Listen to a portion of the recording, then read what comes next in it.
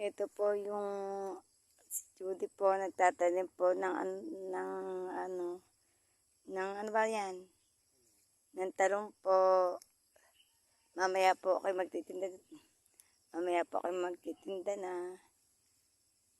Konti pa ito po.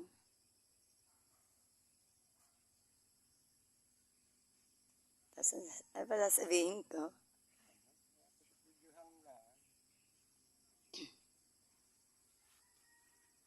Ito po yun, matataas, medyo mataas-taas na po ang talong niya. Medyo mataas-taas na po ang talong. Ito po. Huwag mo ikat na may nakabidyo ore. Marinig.